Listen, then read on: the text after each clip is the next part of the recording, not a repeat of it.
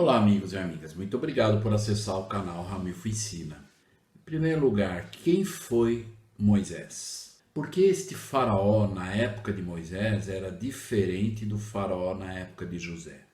As mulheres fazem parte do plano de salvação e do plano do Senhor?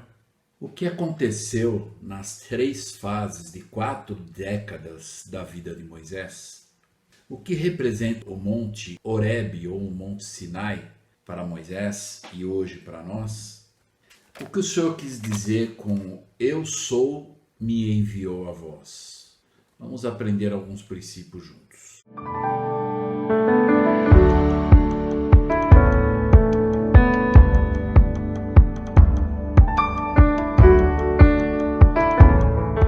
Olá, amigos e amigas. Essa semana nós vamos estudar e já vamos entrar no livro de Êxodo, que é o segundo livro de Moisés, do capítulo 1 até o capítulo número 6. E nós vamos aprender algumas coisas juntos. Só lembrando, aqueles que ainda não se inscreveram no canal, por favor, se inscrevam no canal, ativem o sininho, compartilhem os vídeos com as pessoas e curtam os vídeos também. Ok? Muito obrigado. Então hoje nós vamos aprender e vamos ver por que aquele faraó da época de José, ele foi esse faraó na época de Moisés foi totalmente diferente. Então nós vamos ver lá no capítulo 1 e no versículo 8, porque esse faraó ele não conheceu José, né? Então lá no versículo 8 diz: depois levantou-se um novo rei do Egito, que é esse faraó, e que não conhecera José. Então nós vemos que o nome, muito provavelmente, José, pela posição que ele tinha, o nome dele estava escrito em vários documentos, né? Mas muito provavelmente depois que esse faraó da época de José morreu, parece que foi apagado esses registros, ou não foram considerados por esse novo faraó. E ele não conheceu José. Ele não viu o que José e o faraó da época, o que aconteceu com o seu povo. E depois passou algum tempo e agora então esse novo rei do Egito, ou esse novo faraó, então ele tinha um outro tipo de comportamento, né? Talvez muito mais ruim, né? e maldoso.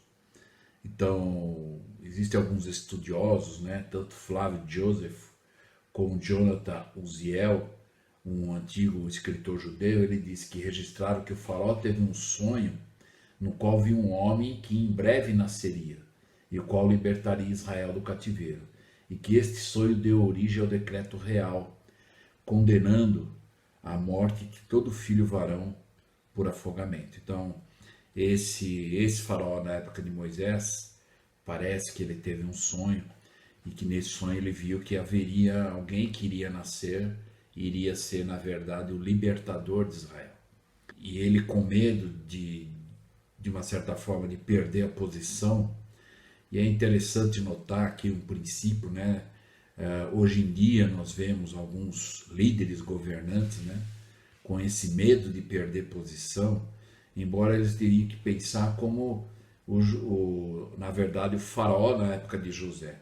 Ele não ficou com medo. Quando ele viu José e a bênção que José seria para o reino dele, ele aproximou José dele, mas ele nunca ficou pensando ou imaginando: eu vou perder meu lugar para José.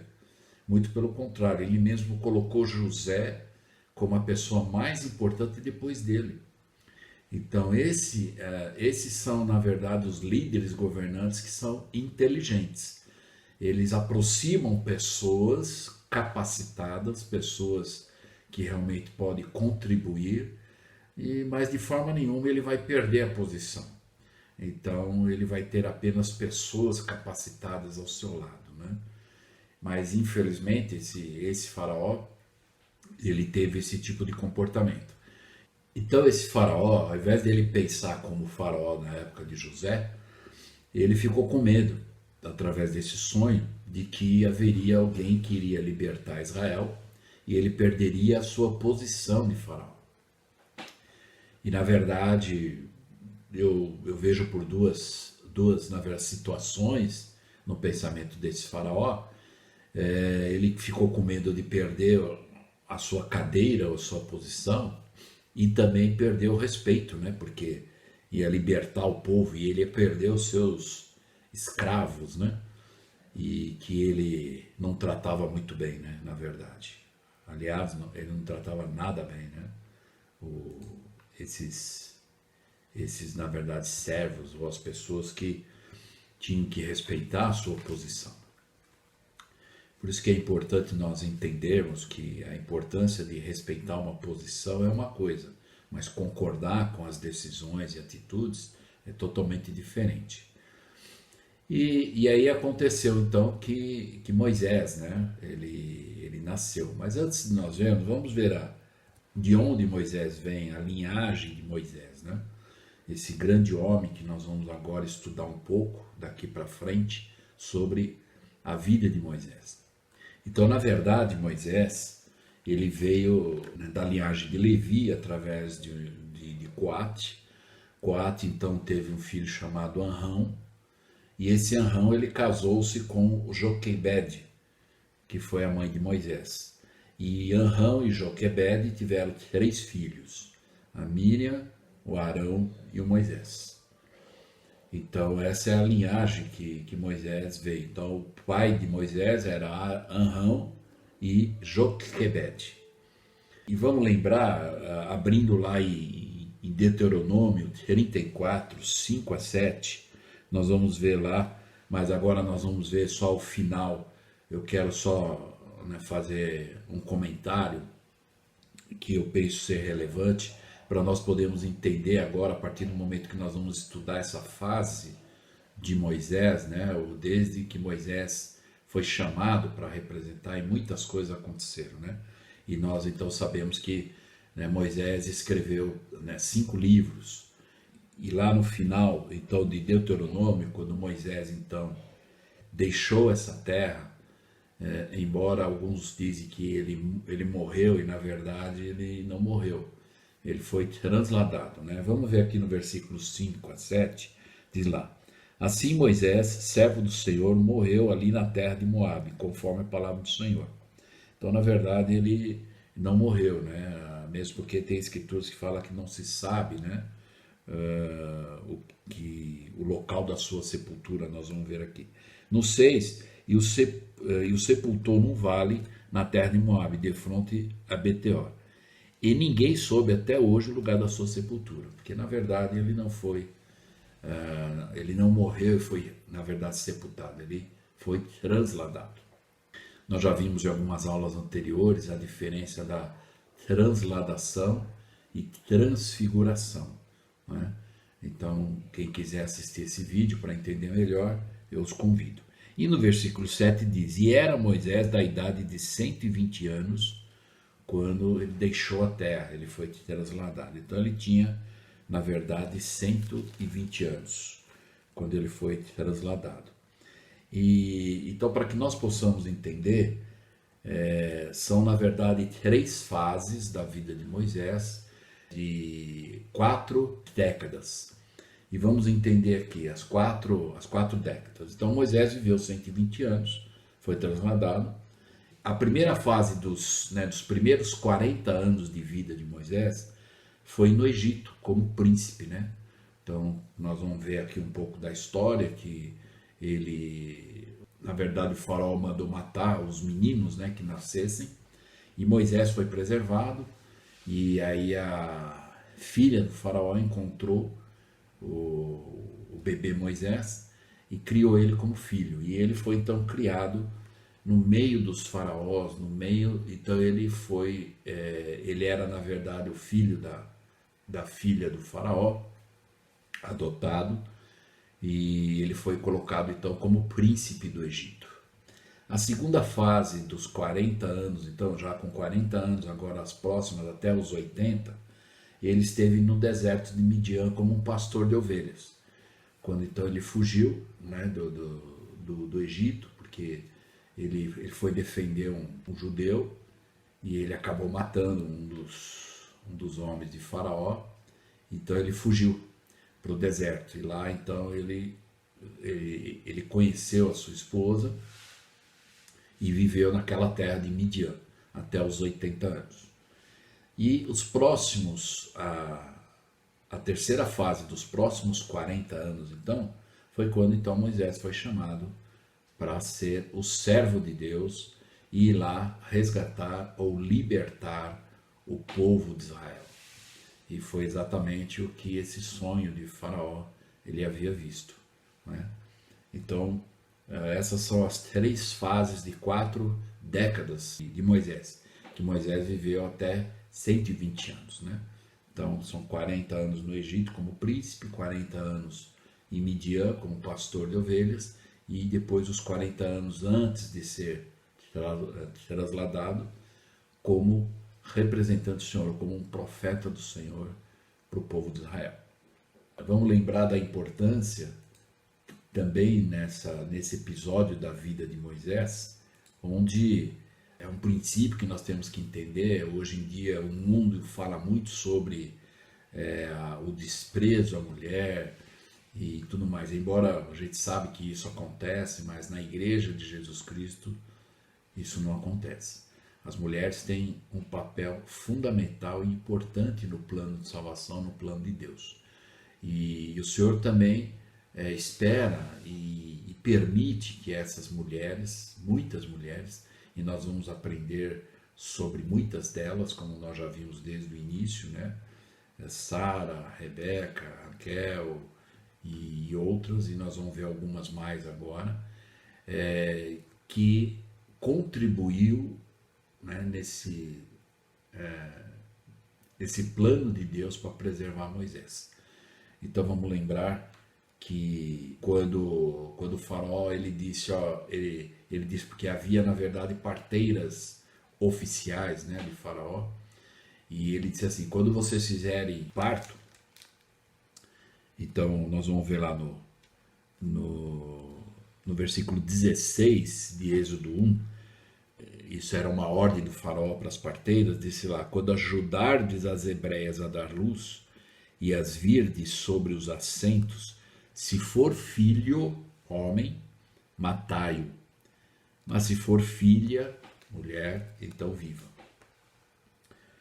E essa era a ordem do faraó. Ele era o rei, era uma lei, né?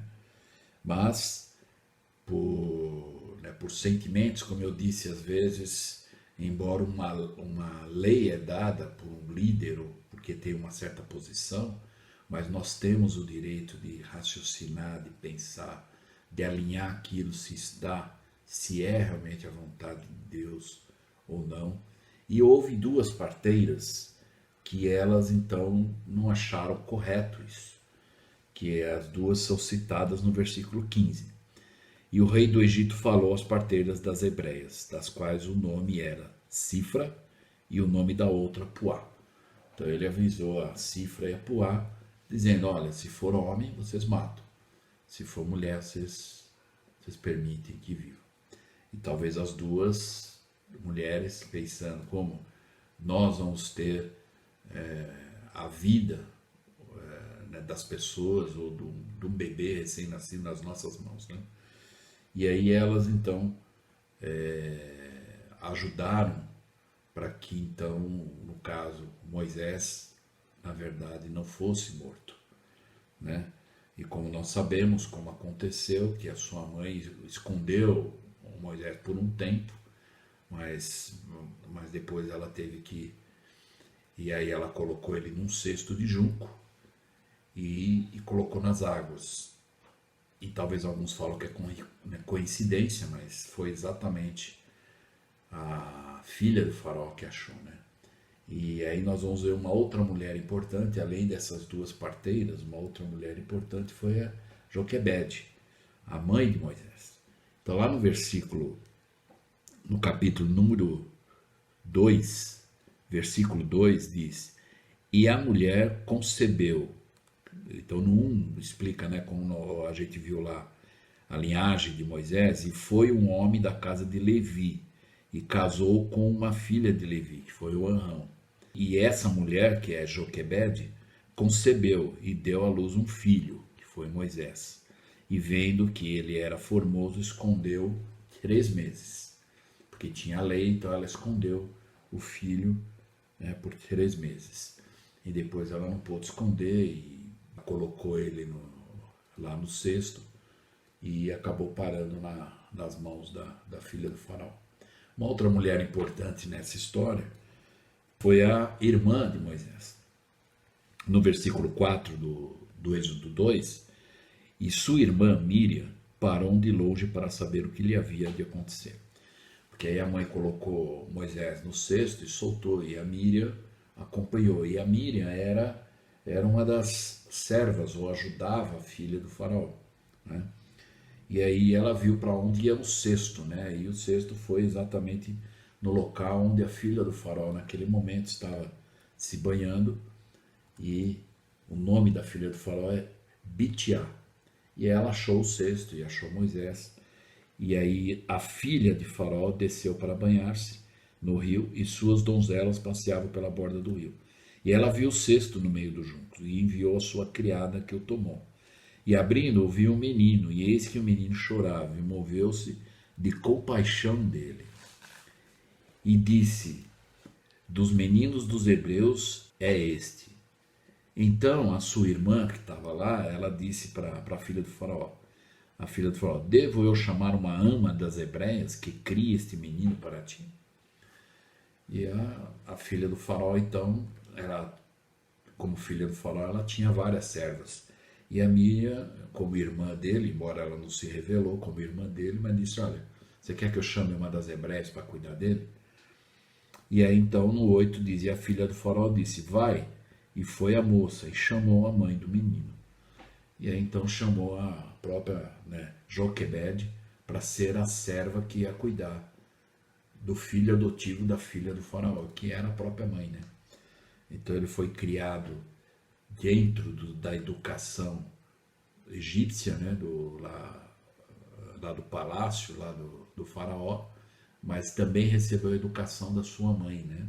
E aí nós vamos ver que aí, por causa dessa educação, e houve um propósito, né, para que Moisés pudesse ter a educação, para que ele pudesse realmente saber falar, saber liderar como um príncipe, mas também ele tinha princípios enraizados no coração da educação da mãe, que era a serva que cuidava dele, na visão da filha do faraó. E aí então ela disse para a mãe de Moisés, sendo serva que ia cuidar de Moisés, então lhe disse a filha de faraó: leve esse menino e cria-mo, eu te darei o teu salário. E a mulher tomou o menino e criou, né? E sendo o menino já grande, ela o trouxe à filha de faraó, a qual o adotou, e chamou o seu nome Moisés, e disse: porque das águas o tirei. Então a própria filha do faraó não concordava, porque ela sabia da lei do pai dela. Então ela pediu para que a mãe, que para ela iria ser só a serva que ia cuidar, de uma certa forma escondesse, cuidasse, e quando ele ficou maior, então ela levou de volta lá para a filha do faraó, e a filha do faraó adotou ele como filho e deu o nome de Moisés. Então nós vemos a importância, né? E depois, passado algum tempo, a primeira fase de 4 décadas, então aí foi quando Moisés fugiu e foi para Midian, e ele conheceu a sua esposa, Zípora, onde lá no 21 diz: e Moisés consentiu em morar com aquele homem, e ele deu a Moisés sua filha Zípora, né, como esposa. Então essa é importante para nós vermos o quanto o Senhor também ele considera importante o papel da mulher em várias fases do plano de salvação. E aí nós vemos então a importância dessas mulheres, e Moisés foi preservado por tudo isso, né? Por essas mulheres serem na verdade fiéis, né? E aí nós vamos ver, de acordo com o relato aqui, quando então no versículo 12, e olhou para no 11, e aconteceu naqueles dias que, sendo Moisés já grande, saiu a seus irmãos e atentou para suas cargas, e viu que o homem egípcio feria um hebreu, um de seus irmãos. Então, lembra que ele recebeu a educação da mãe biológica, a Joquebede, né? Embora ele foi adotado pela filha do faraó, mas ele se considerava, ou ele foi educado também, olha, o povo hebreu é o seu povo também. E aí quando ele viu esse egípcio maltratando, né, o hebreu, ele foi defender. E olhou para um lado, para o outro, e vendo que ninguém ali havia, matou o egípcio e escondeu-o na areia. Só que depois alguns lá descobriram, né? Porque lá no 13:14 diz: E tornou a sair no dia seguinte, e eis que dois homens hebreus contendiam, e disse o agressor: Por que, né, feres o teu próximo? Então Moisés foi lá e falou: Por que vocês estão brigando e se ferindo? E aí esses homens, eles tinham visto, ou na verdade descoberto, o que Moisés fez. E eles disseram: Quem te pôs por príncipe e juiz sobre nós? Pensas matar-me como mataste o egípcio? E aí então diz que o Moisés ficou com medo e disse: certamente foi que ele foi descoberto. E aí por causa disso ele fugiu para o deserto de Midian. E lá então ele conheceu a esposa que foi tirar a água do poço, e ele inclusive, né, defendeu ela e as suas irmãs de outros homens que atacaram elas. E elas levaram ele então para casa, e o pai dela, lá no 16 diz: E o sacerdote de Midian, que é o Jetro, ou Reuel, né, tinha 7 filhas, as quais foram tirar água e encher os bebedouros para dar de beber ao rebanho de seu pai. E aí então Moisés, porque defendeu, elas levaram lá, e aí então o Jetro gostou de Moisés, colocou ele como pastor das ovelhas dele, e Jetro se tornou seu sogro, porque ele casou com a sua filha Zípora, né? E aí então, quando ele estava lá em Midian como pastor, ele muitas vezes olhava lá no monte Sinai ou no monte Horebe, e ele via uma luz sempre, algo estranho, e ele um dia então resolveu ir até lá, né? Então nós vamos ver isso no capítulo 3, no versículo 1, diz lá: E apacentava Moisés o rebanho de Jetro, seu sogro, sacerdote Midian, e levou o rebanho atrás do deserto, e foi ao monte de Deus, a Horebe, né? E aí então ele subiu lá, e quando ele foi lá, ele então viu aquela luz, e aí o Senhor disse para ele, né? E apareceu-lhe o anjo, né? Nós vemos lá no versículo 2, que é a presença do Senhor, né? Em uma chama de fogo no meio de uma sarça, e olhou, e eis que a sarça ardia no fogo, e a sarça não se consumia. E aí então o Senhor deu algumas instruções. Mas aí Moisés, quando viu aquele fogo, aquela sarça, ele disse: Agora me virarei para lá e verei esta grande visão, porque a sarça não se queima. E vendo o Senhor que se virava para ver, bradou Deus a ele no meio da sarça e disse: Moisés, Moisés. E ele disse: Eis-me aqui. E aí então o Senhor disse: Não te chegues para cá, tira os teus sapatos de teus pés, porque o lugar em que tu estás é terra santa. Então, lá é um local considerado, na verdade, sagrado, aquele, que é o Monte Sinai, né? Até onde ele recebeu os mandamentos, e muitas coisas aconteceram nesse lugar. E quando o Senhor disse para ele tirar os calçados, né? Hoje nós aprendemos qual que seria uma representação para os dias de hoje, simbolicamente falando, né? É o templo, né? Então nós, quando vamos ao templo, nós retiramos os nossos, né, sapatos, numa representação de que nós estamos deixando as coisas do mundo para entrar numa terra santa, né? Ou fazer coisas santas. E existem alguns padrões também, tanto de vestimenta e tudo mais. Aliás, nós falamos isso em algumas aulas anteriores, intitulado Ser o Maior, né, Seguidor da Retidão. E lá eu falo um pouco sobre a importância de nós irmos ao templo e algumas coisas que é esperada de nós quando vamos ao templo. Então, quem quiser assistir esse vídeo, né? Ser o maior seguidor da retidão. E aí então quando o Senhor disse para ele, tira os calçados, estava representando para nós simbolicamente hoje, é quando nós vamos ao templo, né? Porque lá é uma terra santa, é um lugar santo, sagrado, né? Que nós possamos entender dessa forma. Aí então o Senhor deu a sua mensagem, chamou Moisés para ser o representante de Deus, para então libertar o povo de Israel que estavam em escravidão nas mãos do faraó, no Egito. E aí nós vamos ver que então, a princípio Moisés, ele relutou um pouco, né, com esse chamado e essa tarefa. E aí então ele fez algumas perguntas para o Senhor, né? Lá no 11, então Moisés disse a Deus, quem sou eu para que vá a Faraó? Então vamos lembrar que ele foi criado lá no meio, ele era um príncipe, ele sabe as regras, o que acontecia e tudo mais, né? E ele diz, quem sou eu para que vá a Faraó, né? E tire do Egito os filhos de Israel? E Deus diz, certamente eu serei contigo. Então, que nós possamos tirar talvez uma lição quando nós, às vezes, recebemos um chamado e ficamos com aquele sentimento de incapacidade, né? Vamos lembrar, nós falamos isso em algumas outras aulas também, que é natural, às vezes, não nos sentimos os mais capacitados, né? Mas vamos lembrar que se nós tivermos a disposição, o desejo de fazer o trabalho, Deus vai nos ajudar e nos qualificar.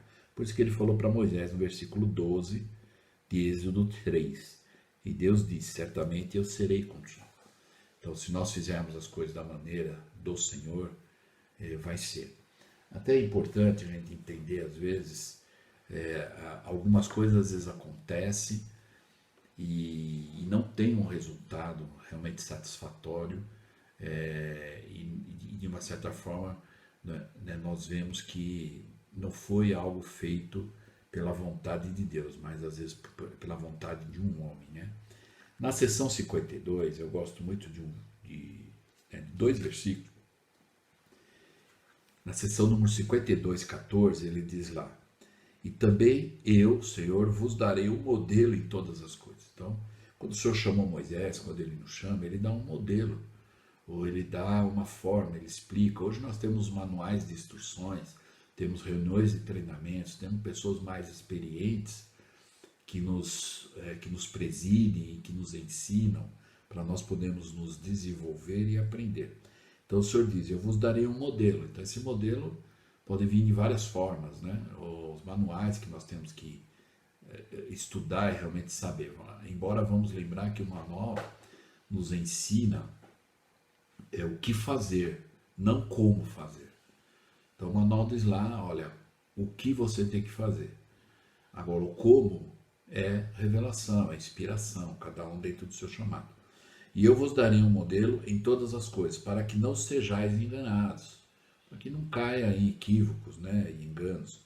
Aí ele diz, porque Satanás está solto na terra enganando as nações. E aí no versículo 18 da seção 52, ele diz assim, e também aquele que é vencido e não produz frutos de acordo com esse modelo, aí ele diz, não é meu. O que o Senhor quis dizer com isso? Então vamos lembrar, no 14 ele falou, eu vou dar um modelo, ele deu, temos manuais, temos líderes, temos reuniões de treinamento e todas as possibilidades de nos desenvolvermos para podermos então fazer o melhor dentro da nossa capacidade. Mas ele diz lá, aquele que é vencido e não produz frutos. O que é vencido? É vencido pelo orgulho, porque às vezes alguns acham que não precisa seguir o manual. Aliás, tem até uma história meio equivocada, que às vezes é ensinado ou até praticado, que algumas pessoas às vezes falam, que o espírito da lei é maior que a letra da lei. Mas para você estar nesse nível do espírito da lei, você já vai estar vivendo a letra da lei. Então é algo que nós precisamos entender. Então quando o Senhor disse, também aquele que é vencido e não produz frutos, né? Ou seja, às vezes a pessoa faz do jeito dela, não vai ter os frutos que é propósito. Porque quando nós fazemos uma reunião, atividade, a gente tem que pensar qual é o propósito maior. Por que que nós vamos fazer essa atividade? Qual é o objetivo maior a ser alcançado nessa atividade?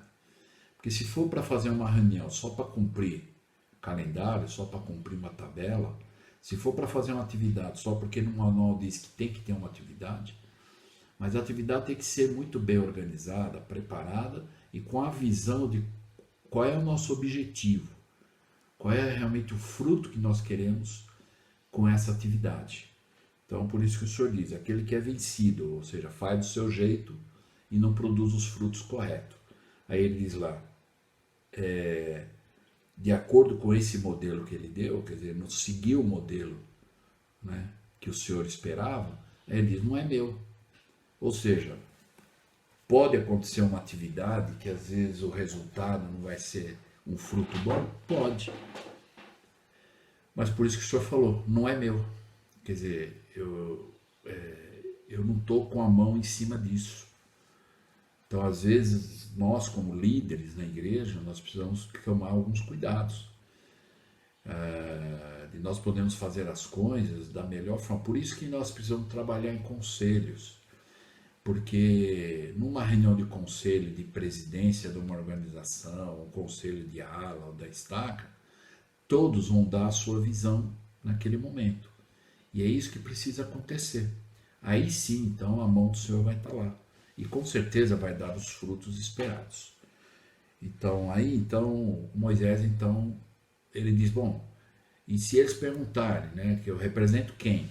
Lá no versículo 14, então o Senhor disse a Moisés, eu sou o que sou. E disse mais, assim dirás aos filhos de Israel, eu sou, me enviou a vós. Então, vamos entender um pouquinho aqui sobre eu sou, né? Eu sou, ele é um verbo, né? Se nós hoje observarmos, muita escritura diz que Jesus Cristo é o verbo, né? E ele é mesmo o verbo, né? E o verbo é uma coisa interessante. Verbo que nós conhecemos em conjugação, né? Vamos ver um exemplo aqui que eu quero ampliar um pouco a nossa visão em relação a isso. Imagine as expressões, a árvore e o fruto. Isoladamente, eles dizem muito pouco. Se, no entanto, você ligar, né? Então, se você colocar lá só a árvore e o fruto, não diz muitas coisas. Mas se você, então, colocar um verbo, o verbo, por exemplo, produziu, né? Então, terá então formado uma frase completa. Então, aí o que vai acontecer? A árvore produziu fruto. Porque só a palavra árvore, só a palavra fruto, às vezes não quer dizer muita coisa, mas o verbo é a essência da ação, para as coisas acontecerem, né, tanto a ação quanto a reação e o resultado dela, que são as bênçãos. Por isso que as Escrituras dizem que Jesus Cristo é o verbo. Então, ele é o verbo na nossa vida.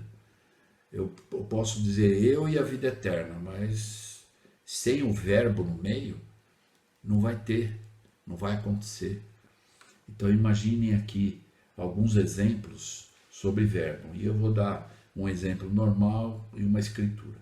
O casal andava pela praia, é uma ação, o verbo andava. E Alma 63:2 diz, e ele era um jovem justo e andava realmente perante Deus. É um verbo de ação. Um outro verbo também é o menino estava doente.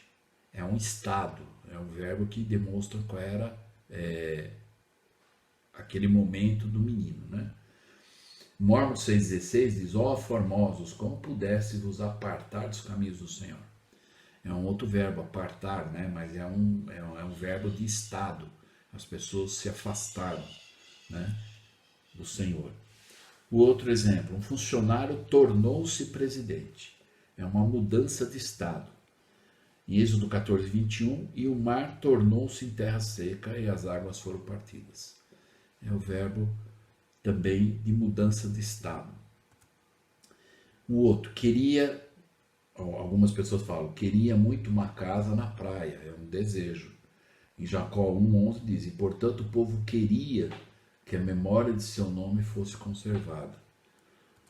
E por fim, a importância do verbo, choveu sem parar naquele dia. Na verdade, é o que nós podemos chamar, na verdade, fenômeno da natureza.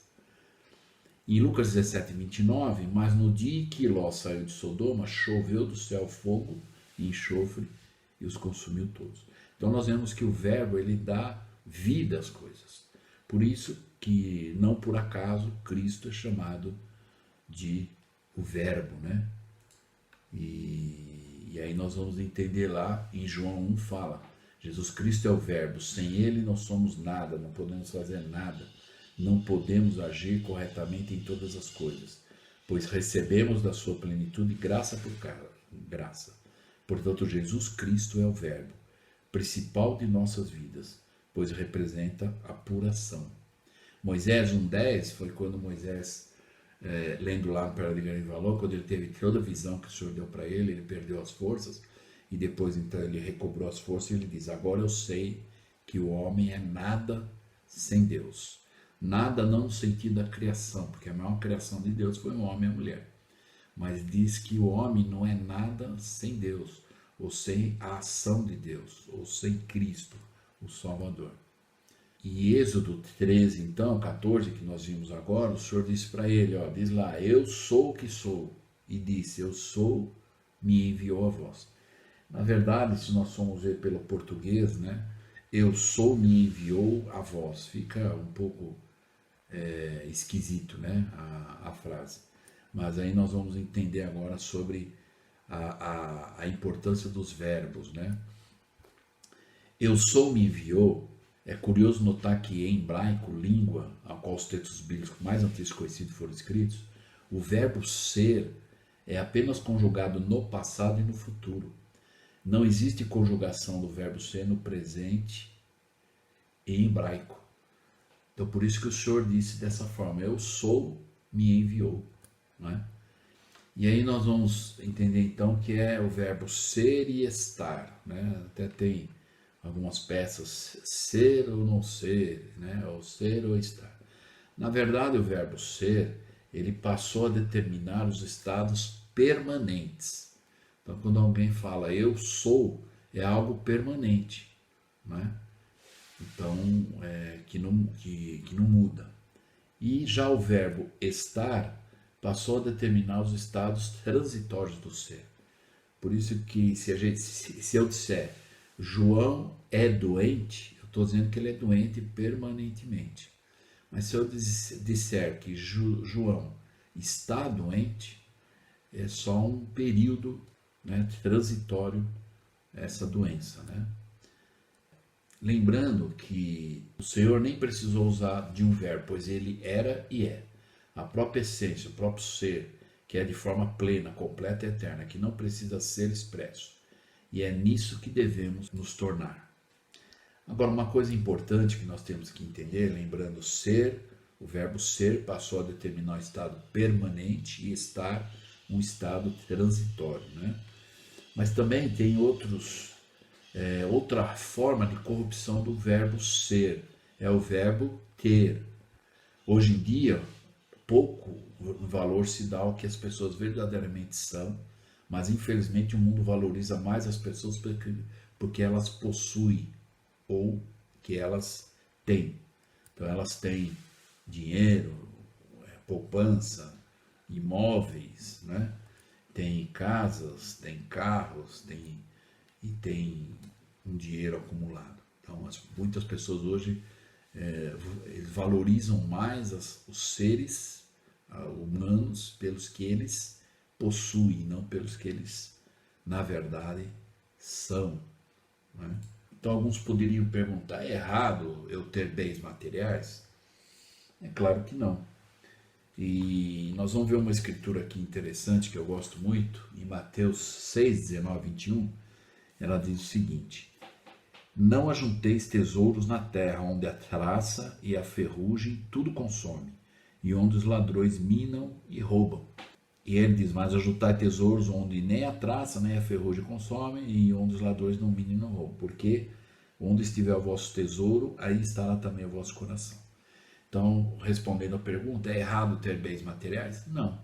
Mas que o seu coração não esteja depositado nisso. Por isso que ele fala no 21. onde estiver o vosso tesouro, aí estará o vosso coração. Então não é errado ter bens, não é errado você dar um conforto melhor e maior para a sua família. Mas o princípio aqui no versículo 19, que eu gostaria de fazer uma analogia aqui, de uma aplicação, vamos imaginar, né, por que Sô usou essas palavras, né, para poder né, dizer essa parábola. Ele disse aqui: não ajunteis tesouros na terra onde a traça, a ferrugem e os ladrões. O que seria a traça, ferrugem e ladrões? Se nós formos fazer uma aplicação nos dias de hoje, vamos pensar. Nós temos um corpo mortal, nós nascemos, vivemos nessa terra e vamos morrer. Então é a velhice, né? Ou a idade avançada, é a traça. A traça, ela corrói a nossa juventude, né? E a velhice. A ferrugem, o que seria? Né? É um princípio aplicar, poderíamos pensar nas doenças, porque nós ficamos doentes, somos humanos, né? Ainda, né? Fisicamente, e por causa que corre sangue no nosso corpo, nós ficamos doentes, envelhecemos e morremos por causa disso.